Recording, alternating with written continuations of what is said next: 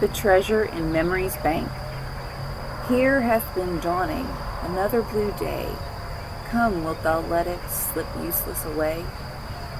This gentle nudge from my subconscious got me out of bed Saturday morning when I awoke and found the sun shining into my bedroom. My conscious mind continued the poem.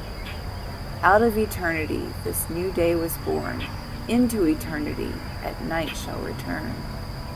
Here hath been dawning another blue day. Come, wilt thou let it slip useless away? I am grateful that I came from a family that loved poetry. My mother, in the pre-radio and pre-TV days, could and often did keep one child or a group entertained for hours by reciting poetry to them. She must have memorized every poem in the McGuffey Readers, as well as any poem she especially liked after she got out of school. She said they used to have Friday afternoon recitations at school, and all the scholars would memorize a poem to say. The parents would come to visit the school and hear the speeches. Mother could recite her first speech. It began, "I'm a very little girl. I can't say much, but I know that Christ has died and gone to heaven many years ago." Mother recited The Pert Chicken, a poem about a chicken that always went around giving advice about things he knew nothing about, and Curfew Shall Not Ring Tonight, a tearjerker with a zillion verses about a girl who held on to the bell clapper to keep her lover from being hanged when the curfew sounded.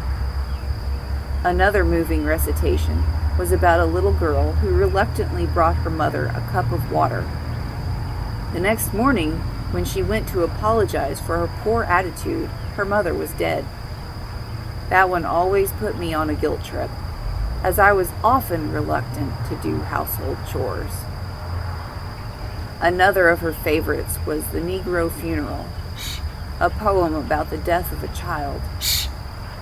He didn't give us this here baby, no, not by 1,000 miles. He just thought you need some sunshine, so we lent him for a while.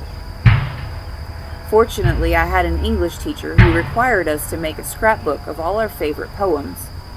I wrote Mother's speeches down as one section of my notebook.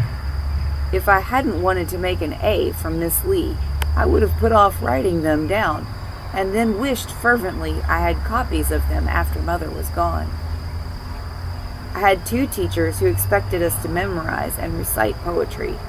My 5th and 6th grade teacher, Mr. Raymond, had his students memorize The Barefoot Boy, The Village Blacksmith, and a crazy one from our reader about the antiseptic baby and the prophylactic pup, who wouldn't play with the bunny until he was disinfected. Miss Vida Lee, my English teacher for 4 years of high school, was forever making us memorize and recite poetry when she wasn't making us write a theme. We had to memorize all the famous quotations from Shakespearean plays we studied, and we studied one each year. We memorized the end of Patrick Henry's Liberty or Death speech, the last lines of Thanatopsis, To Helen, To a Waterfowl, Annabel Lee, and much, much more, in the deathless words of the TV announcers. Bernice Clark, Wilma McDougall, and I were dumb enough to read poetry aloud to each other on our lunch break and memorize poems we weren't even assigned. Occasionally, when I hear our students struggling with Friends, Romans, Countrymen, Lend Me Your Ears, or Whither Midst Falling Dew, I can't resist jumping in and showing off a little by finishing the poem. When they complain, I tell them, just think, you may get on Jeopardy someday and win $1,000 knowing that poem. Come to think of it, I wouldn't take $1 million for the poetry my brain has stored away. Thanks, Mother. Thanks, Mr. Raymond. Thanks, Miss Lee. Thanks, Thomas Carlyle, for waking me up on Saturday morning.